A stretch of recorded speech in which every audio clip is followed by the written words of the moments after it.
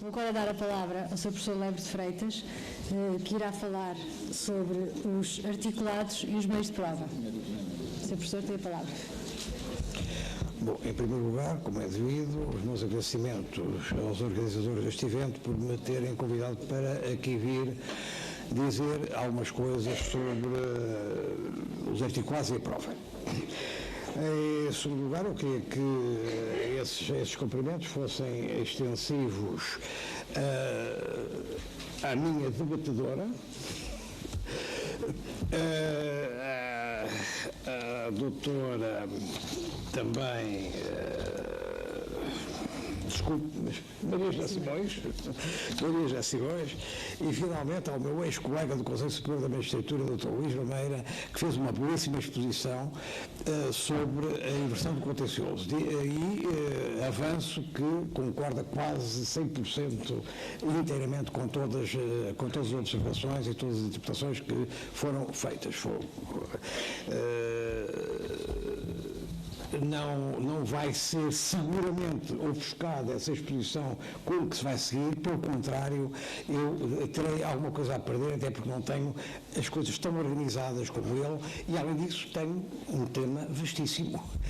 Articulados e prova, articulados e prova são 2/3 do processo em primeira instância. Portanto, vamos lá ver como é que esses 2/3 do processo em primeira instância vão poder ser encaixados nos 30 minutos que me são concedidos. Vou fazer o possível, não prometo resultados. Ora bom, relativamente aos articulados, eu creio que vou ficar por um tema que parece que é o mais importante de todos. É o desaparecimento da tréplica, a redução da função tríplice da réplica anterior a uma única função e as consequências que isso tem relativamente ao objeto do processo. Depois passarei à prova. Ora bom,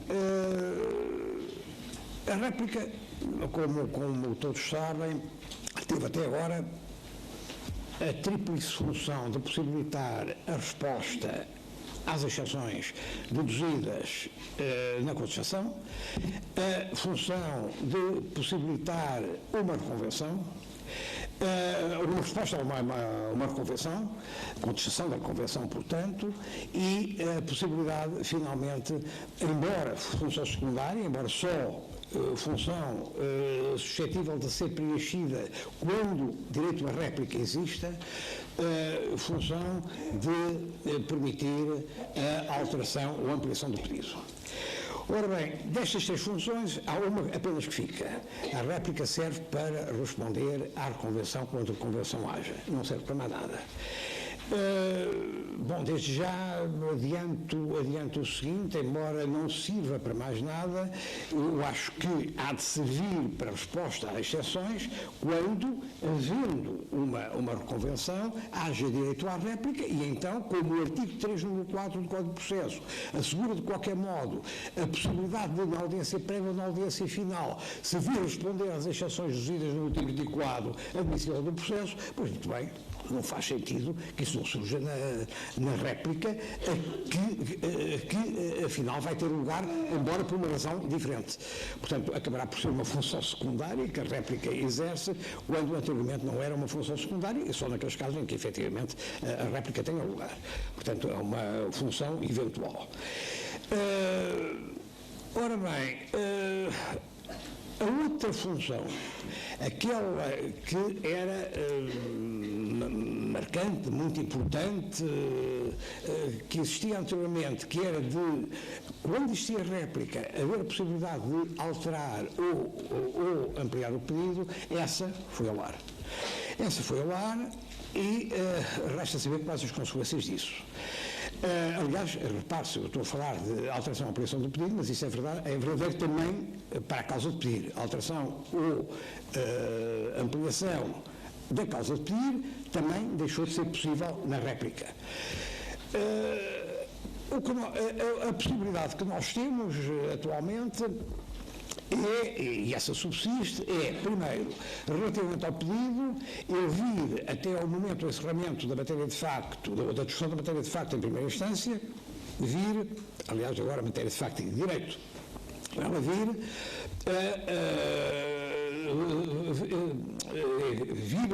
haver uma ampliação ou uma alteração, mas quando se trata de um pedido que é consequência ou desenvolvimento do pedido primitivo.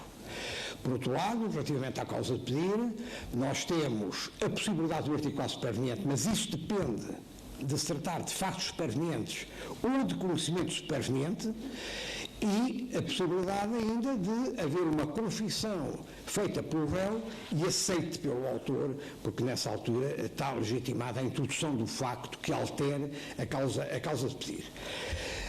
Há uma grande circunscrição. Há uma grande circunscrição que, efetivamente, talvez ponha alguns problemas.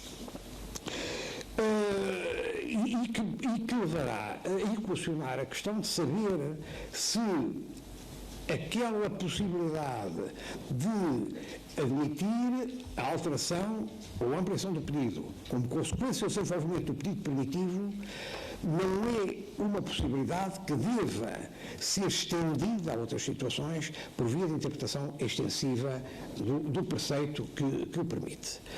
Eu vou pôr um caso, ou dois casos concretos à vossa consideração. Em primeiro lugar, uma ação de cumprimento de um contrato de compra e venda, em que seja pedida, por exemplo, a entrega da coisa e, seguidamente, venha o réu a sustentar a nulidade ou a anulabilidade do contrato por fundamento que ele quer fazer valer. Portanto, pretende a anulação do contrato.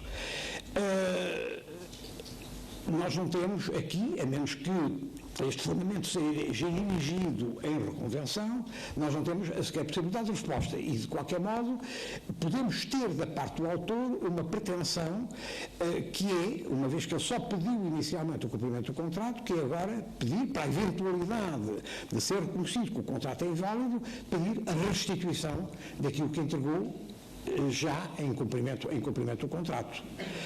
Ora bem, é um novo pedido. Não é uma consequência do desenvolvimento do pedido primitivo. Será um sucedâneo do pedido primitivo, mas de natureza diferente. Por um lado, a entrega de uma coisa, por outro lado, agora, a restituição de uma quantia e com uma causa de pedir que extravasa a causa de pedir inicial. Não é apenas o contrato, ainda que nulo. No caso da anulabilidade, alguns outros fundamentos, alguns outros factos são logo acrescentados, mas é também os factos de ter havido uma entrega. Portanto, temos aqui um extravasar do pedido e um extravasar da causa de pedir. É difícil encaixar isto no novo esquema e, no entanto, parece que seria legítimo esperar que o autor, perante a contestação que lhe aparece, pudesse vir a replicar, ampliando o pedido, ainda que com um pedido subsidiário. Outro exemplo, uma ação de execução específica. Uma ação de execução específica, vamos pensar não numa coisa imóvel, mas numa coisa móvel. A ação de execução específica de um contrato de promessa, de compra e venda de um móvel, em que haja em que, perante a contestação, o réu verifique que, afinal, aquela pessoa com quem contratou é casada, por exemplo, ou tem um regime de bens diferente daquele que pensou e como atuar agora. Porque o conhecimento do facto é superveniente e, portanto, isso é artigo 4 superveniente. Bom, mas artigo 4 superveniente para fundar o quê? Um novo pedido, porque o pedido agora vem a ser um pedido já não de execução específica, mas sim um pedido de indenização com base na resolução do contrato. Será isto admissível? No novo esquema? Há casos em que eu faço sem dificuldade funcionar a interpretação extensiva, se não a aplicação analógica, mas a aplicação analógica por problemas porque não é bem excepcional, a interpretação extensiva do preceito que permite que o pedido seja alterado ou ampliado em consequência do desenvolvimento do pedido primitivo. É quando, por exemplo, é pedido o reconhecimento, é pedido o cumprimento do contrato, o réu vem pretender que esse contrato é nulo e perante esta posição tomada pelo réu, o autor, na réplica, ou subsequentemente, vem pretender que agora perdi-me. O contrato é nulo e ele vem pretender sustentar a validade do contrato. Quer dizer, a validade do contrato já não como fundamento do pedido de cumprimento do contrato, mas como algo que integra o pedido. É um pedido que, aliás, precede o outro que já foi formulado. Embora não seja uma consequência, seja algo que não está depois, mas que está antes, parece-me que haverá, equiparação de situações suficiente para sustentar que este caso fica salvaguardado. Relativamente aos outros é mais duvidoso, aqueles outros que eu apresentei, porque temos pedidos sucedâneos, mas pedidos sucedâneos resultantes de uma nova causa de pedir. Em primeiro lugar, é preciso que haja um conhecimento superveniente dos factos, porque se não houver conhecimento superveniente dos factos, eu não consigo que os factos entrem, a menos que haja uma confissão, evidentemente, que os factos entrem enquanto factos supervenientes no processo. E em segundo lugar, não se trata de uma consequência do desenvolvimento do pedido primitivo e parece-me que algo já de muito diferente disso para que se possa encaixar nesta fórmula, ainda que desenvolvida, ainda que ampliada, ainda que sujeita a uma interpretação extensiva. Enfim, é um aspecto que eu deixo à vossa consideração. Eu creio que tem que ser doutrinariamente trabalhado, porque efetivamente nós podemos ter que fazer uma interpretação extensiva da norma para além dos casos em que atualmente ela funcionava. Consequência, isto é, pedir algo que resulta da procedência do pedido que primeiro se pediu. Desenvolvimento, isto é, pedir mais do mesmo objeto, ou peço uma parte, agora peço o todo, ou peço o que é acessório, capital juro, ou peço aquilo que é um complemento, quantia em dinheiro, atualização da quantia em dinheiro. Estes casos, evidentemente, continuam a ter inteiramente o mesmo tratamento. Agora, não devemos ir um bocadinho mais além perante estas novas circunstâncias? É claro que temos sempre uma dificuldade na equiparação. É que a consequência do desenvolvimento do pedido primitivo é admitida até ao final, até ao momento do encerramento da discussão. Aquilo que anteriormente era admitido era que na réplica se a alteração empregasse. Nós também não podemos estar a colmatar um vazio criado através de algo que vai afinal estender, pelo menos relativamente aos pressupostos de prazo, aquilo que era o regime anterior. Enfim, deixo a questão em aberto. Relativamente à prova, sei que ainda tenho tempo de falar dela, ainda tenho um bocadinho, pelo menos. Relativamente à prova, eu diria, em primeiro lugar, que continuo a discordar de que os artigos sobre a prova se encontram na parte geral do Código. Acho que foi uma má opção. Até porque, como já apontou a professora Isabel Alexandre, que, aliás, concordaria em princípio com uma solução destas, isso se fez por mera transposição, sem alterar, muitas vezes, uma vírgula. E essa vírgula, muitas vezes, pressupõe um processo comum de declaração. Portanto, porquê para a parte geral, quando a forma de processo é única, primeiro, e segundo, quando inclusive, a própria redação está pensando no processo comum e não em processos especiais. Não há razão de maior. Isto, somando-se, e agora o argumento é meu, já não é da professora Isabel Alexandre, para eu dizer que trata-se de normas procedimentais, trata-se de normas de procedimento, normas processuais, não normas de administrativo, não de normas com a generalidade daquelas que estão no Código Civil, onde permanecem e, portanto, não me parece que o local mais adequado, a não ser para criar alguma confusão em quem manuseia o Código, seja efetivamente seja efetivamente a parte geral do Código e não a parte da instrução do processo.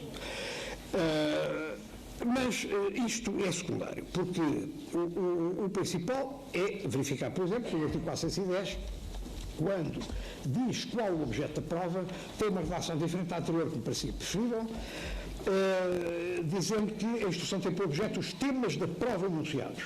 Ou, quando não tenha de haver lugar esta enunciação, por exemplo, em processos especiais que não exijam a enunciação dos temas da prova, os factos necessitados de prova.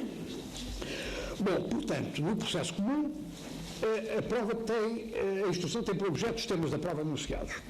Ora bem, tem que se entender este artigo com grama salis, isto é, tem que se entender no sentido de que a prova vai-se fazer, incide sobre factos, não sobre temas da prova.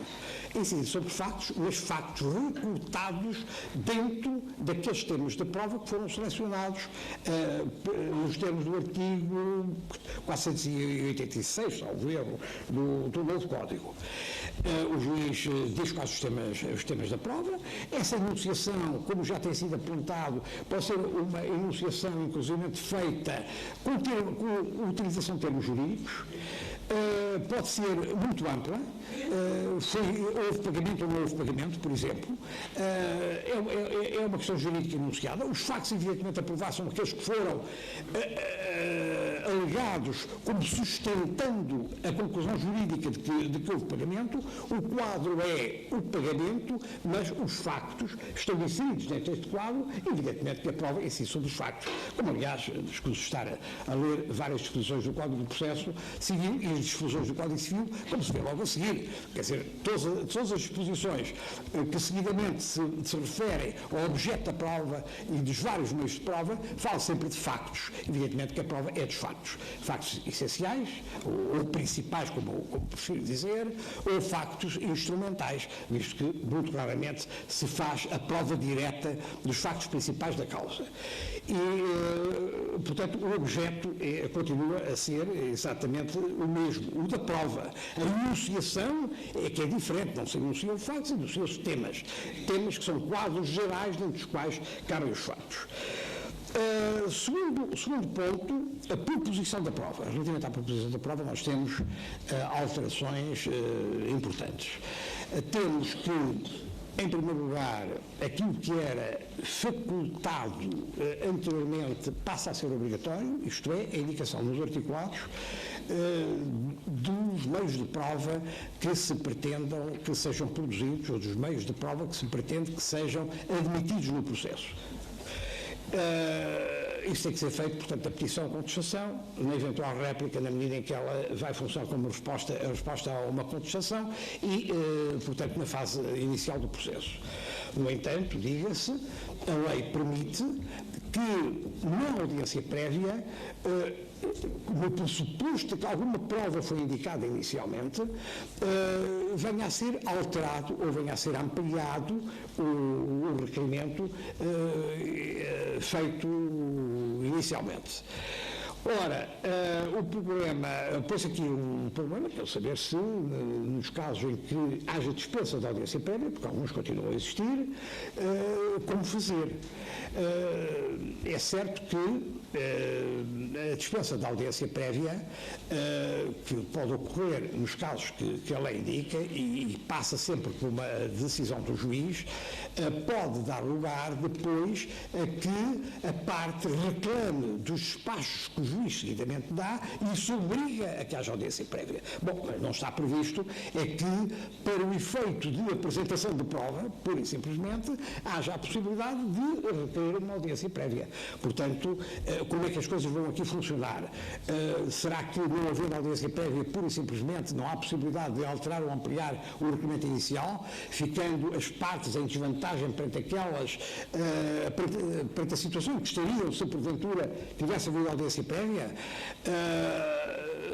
Parece-me que esta norma deve ser completada entendendo-se que quando há a notificação daqueles despachos, há bocadinho falei do 596 e vamos lá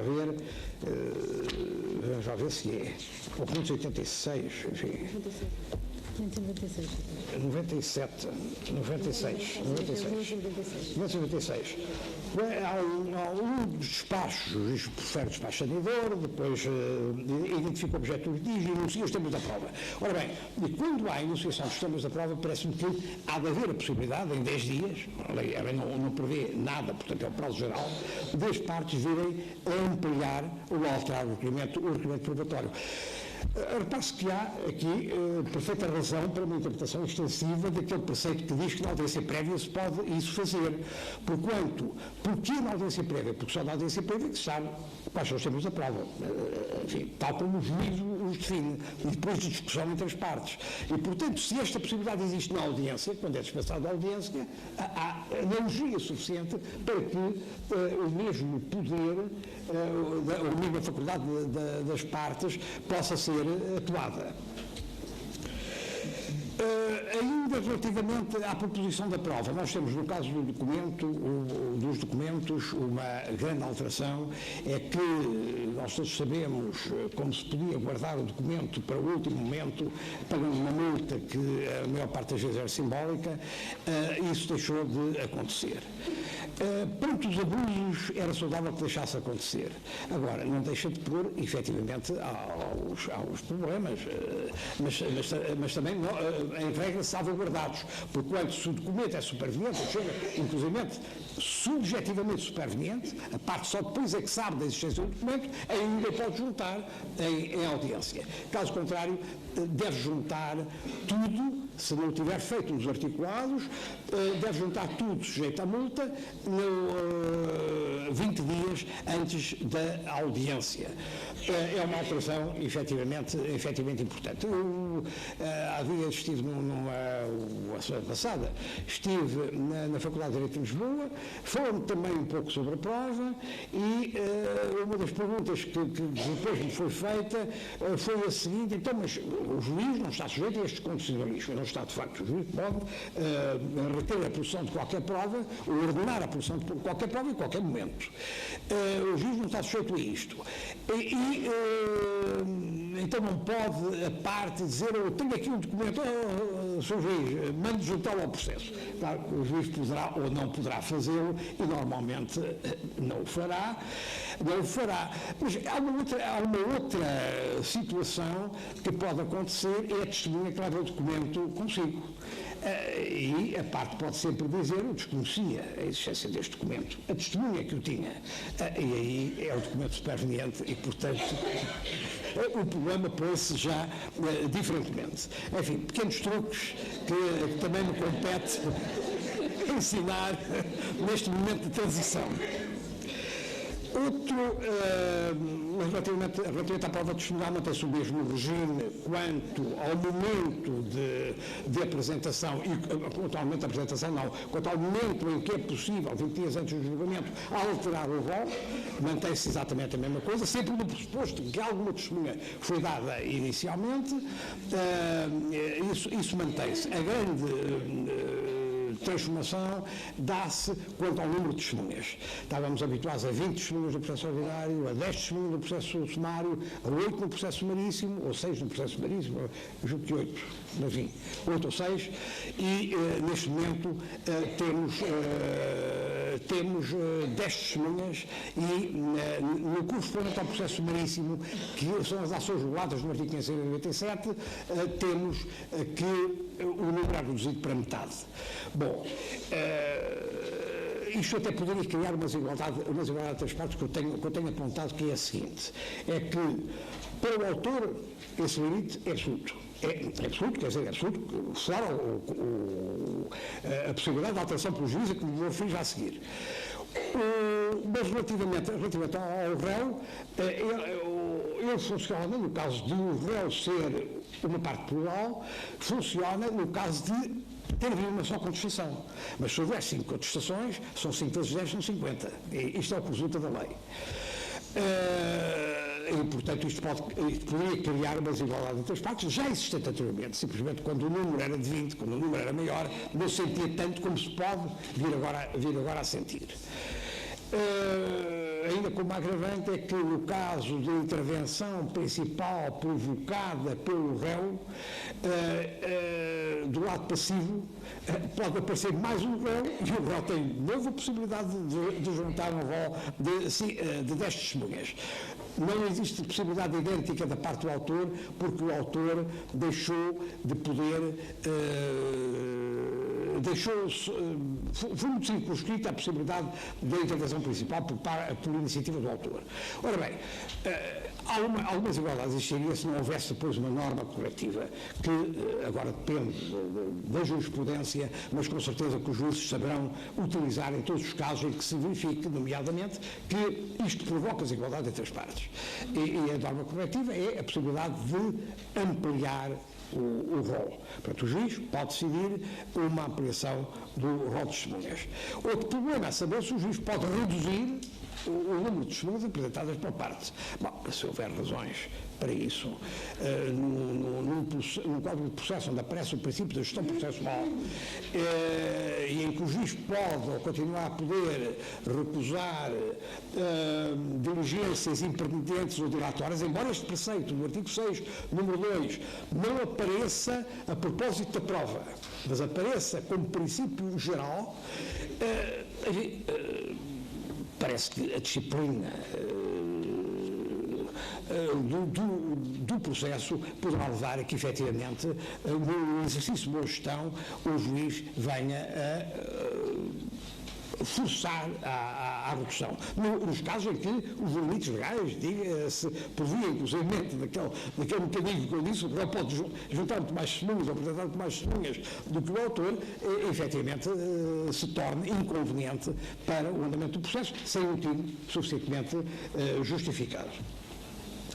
Portanto, a igualdade pode fazer-se por baixo e não por cima. Enfim, tudo depende dos casos. O juiz tem, creio que, instrumentos nas mãos para que atue de acordo com as necessidades do caso concreto. Finalmente, eu queria referir o seguinte ainda relativamente à prova, é que aparecem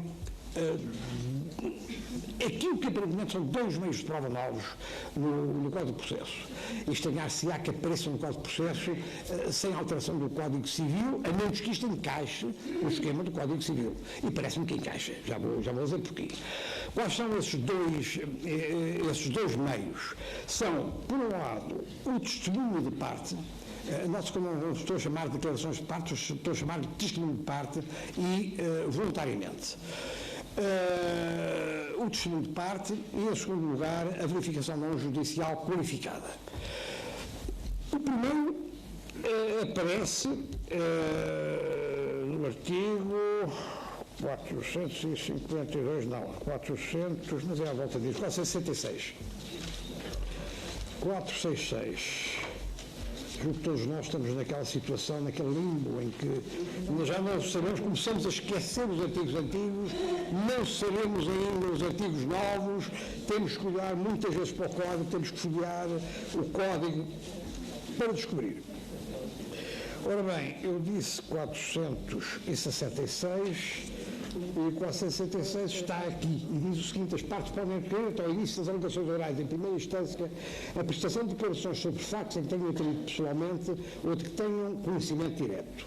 Repare-se até ao início das alegações orais em primeira instância. Eu podia ter referido isto há bocadinho quando referi o momento da proposição da prova. É que, excepcionalmente, este, entre aspas, meio de prova novo, pode ser requerido pela própria parte, ou quer ser ouvido, em pré-audiência. Em pré-audiência até ao momento em que se inicia as alegações orais em primeira instância, portanto, até ao momento em que tenha sido encerrada a instrução do processo. É um caso único.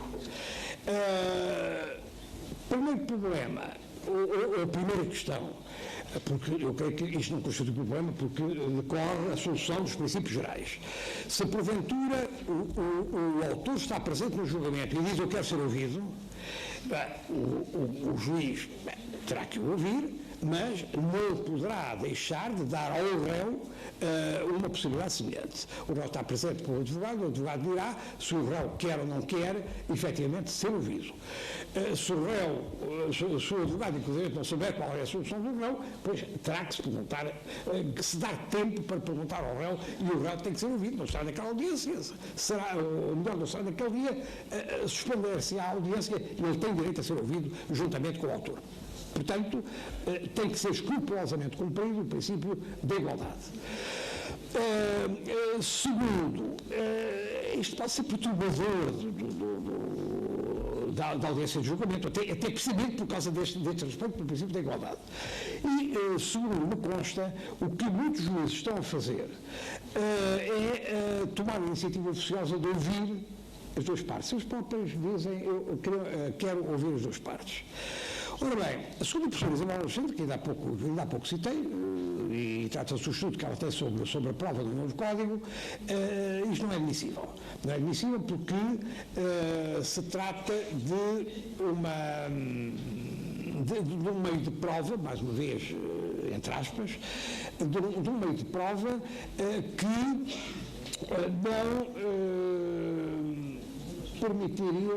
não permitiria a iniciativa oficiosa. Só a parte é que pode dizer eu quero ser ouvido. Temos o depoimento de parte, é certo, com a possibilidade de iniciativa oficiosa ou da parte contrária. Mas isso é o depoimento de parte e é para obter confissão. Aqui temos um depoimento diferente, é o depoimento sobre factos favoráveis à própria parte. Eu não vejo, francamente, que os dois depoimentos, o de parte e o outro, tenham que ser cindidos de tal maneira que não se possa aproveitar o depoimento de parte para um testemunho sobre factos favoráveis. Com uma condição. É que a parte, quando faz o depoimento de parte, pretenda que assim seja. Isto é, parece que o juiz não pode ordenar oficiosamente a presença entre as duas partes para um depoimento sobre factos favoráveis e desfavoráveis, pode, mas sobre factos favoráveis, se não com a aquiescência da parte, porque isto é uma faculdade da própria parte, não passa efetivamente por uma iniciativa oficiosa. Mas o juiz perguntar à parte você quer o seu ouvido também sobre os factos favoráveis, parece-me preferível. Claro que esta prática está, não sei se está a generalizar, mas pelo menos nasceu com a preocupação de obstar àqueles inconvenientes que um diz que quer ser ouvido, depois tem que ser ouvido o outro, suspende-se a audiência, eventualmente, etc. A situação fica clarificada imediatamente, ou mais cedo. Não tenho nada contra a prática, se porventura não se tirarem consequências, inclusivamente, da parte não quer usar a faculdade de ser ouvida, porque o juiz não pode depois valorar negativamente o comportamento da parte que não quer ser ouvida, quando ela é que tinha a faculdade de ser ouvida. E portanto, o direito, ou a faculdade também, de não ser, pura e simplesmente, ouvida sobre os factos da causa. Portanto, desde o momento que não se vá depois tirar qualquer consequência probatória, desde o momento que se entenda isto como um convite à parte, que aceitará ou não me parece que, efetivamente, esta regra prática de atuação deva merecer censura, eu, pelo menos, não o farei.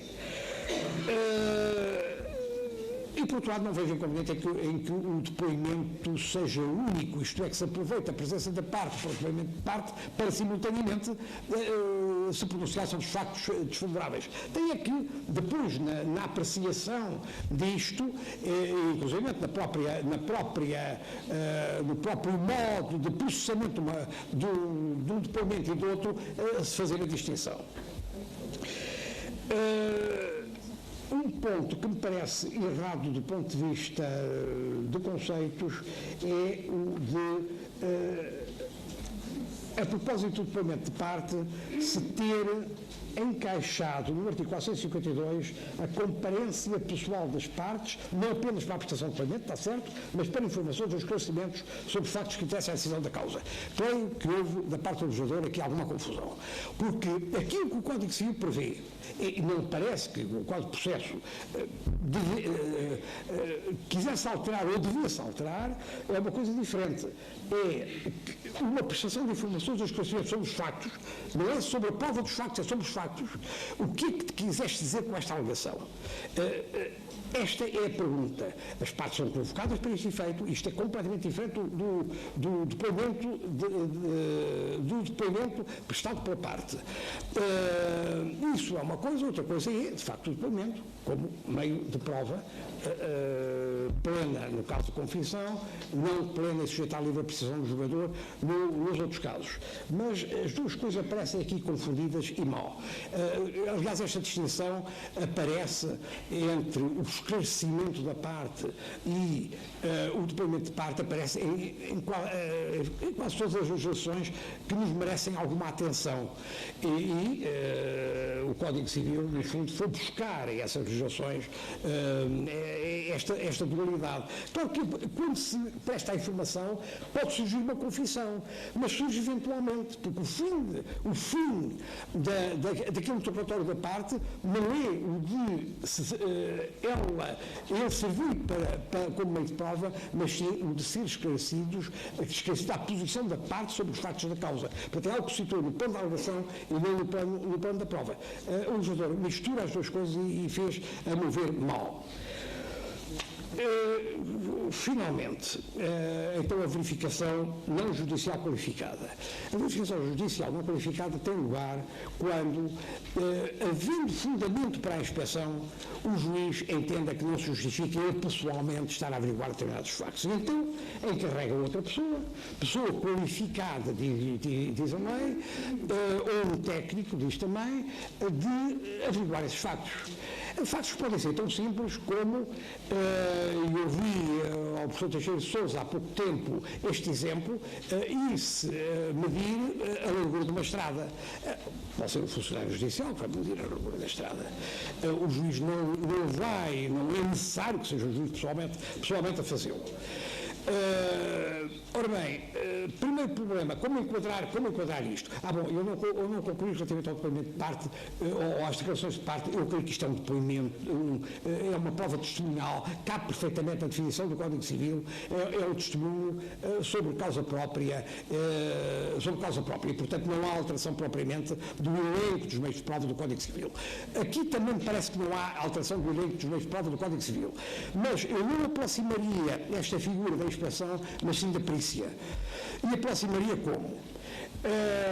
O juiz não vai pessoalmente. Bom, dir-se-á, para medir a dimensão de uma estrada não é preciso conhecimentos qualificados, não é um perito propriamente que lá vai.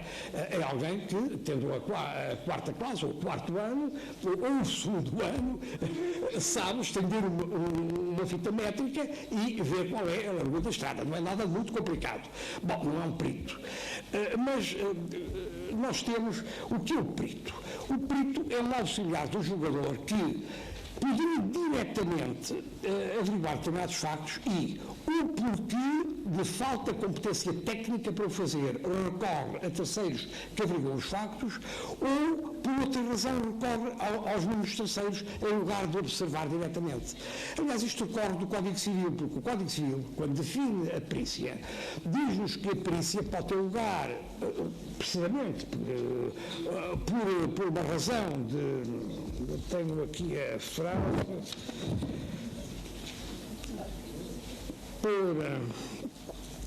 por haver necessidade de conhecimentos especiais ou por se tratar de factos relativos a pessoas que não devam ser objeto de inspeção. Portanto, a lei não reserva a perícia, a lei civil não reserva a perícia apenas para os casos em que há um conhecimento técnico especializado, há um perito no sentido vulgar do termo. E do ponto de vista da sua natureza, nós temos um meio de prova que é semelhante, é um terceiro que faz uma averiguação, traduz para o juiz e o juiz depois aprecia livremente aquilo que lhe é levado. Claro que isto implica alguma extensão, mas uma extensão que não é nada difícil de fazer. Há alguma extensão do artigo 358 ou 88 do Código Civil, que diz que conhecimentos especiais ou factos relativos a pessoas que não devem ser objeto de inspeção, passará a dizer também, alargado por esta disposição do Código de Processo, factos relativos a pessoas ou coisas que se entenda que não devem ser objeto de inspeção, nomeadamente no circunstancialismo do Código de Processo Civil. A extensão não tem dificuldade maior, continua a ser uma prova pericial, não é uma prova por inspeção.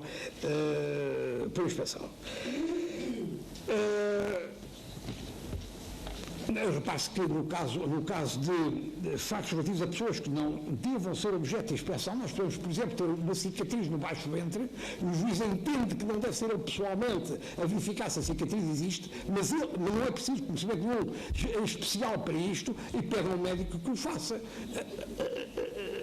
A complexidade da verificação da cicatriz, até a medição da cicatriz, é tão grande como uma complexidade de medir a largura da estrada. Portanto, eu acho que continuamos dentro do campo da prova pericial. Ainda só relativamente ao regime, eu vou já acabar, só relativamente ao regime, quando se fala deste meio de prova, diz-se que ele está sujeito à livre apreciação do jogador, salvo se, eu queria ver exatamente como é que se diz, e já me perdi porque esta de andar 494, estão lá como saber os artigos do novo Código. Eu espero que ainda um dia me possa lembrar disso. Sempre que seja realmente a dizer bem, sem prejuízo, onde é que está? Sem prejuízo das atestações realizadas pela autoridade oficial público, as verificações não judiciais qualificadas são livremente apreciadas pelo Tribunal. Eu já vi sustentar que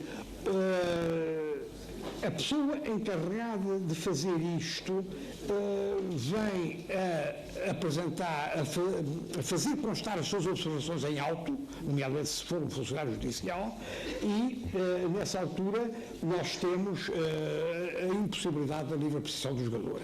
Acho que não faz o mesmo sentido. Não faz o mesmo sentido porque, por um lado, não se percebe porque é que quando o juiz observa e faz consignar em auto isto está sujeito à livre apreciação do jogador, e no caso de ser um terceiro a fazê-lo, passa a constituir prova plena. Não faz sentido. Por outro lado, tenho dúvidas se o auto se utiliza neste caso, porque o que a lei diz é que é um relatório, e quando remete para os artigos anteriores relativos à prova para inspeção, entre os quais o artigo 423, que refere à alta inspeção, enfim, é em tudo quanto não seja contrariado pela própria disposição do artigo 424, e portanto, se o artigo 424 fala não de auto, mas de relatório, é um relatório como o relatório do perito, e não um auto elaborado pelo funcionário judicial. Mas mesmo que fosse, será que há aqui uma norma a atribuir fé pública ao funcionário judicial que o faça? Parece-me que não. E, portanto, eu julgo que as atestações realizadas pela autoridade oficial pública só funcionaram em casos raríssimos, em que, por exemplo, o notário é encarregado de fazer uma determinada verificação, fala em instrumento que, segundo o Código de Notariado,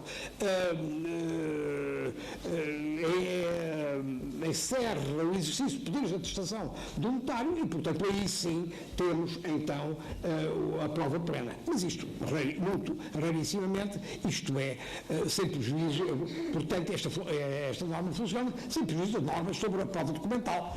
Talvez fosse preferível ter dito as coisas deste modo, porque alguma perplexidade interpretativa pode pôr este artigo. Era o fundamental. Claro que, como comecei, acabo, meia hora é muito pouco, para falar sobre uma matéria muito extensa. De qualquer maneira, muito obrigado por me terem permitido vir aqui dizer, ao fim, meia dúzia de baboseiras sobre o assunto.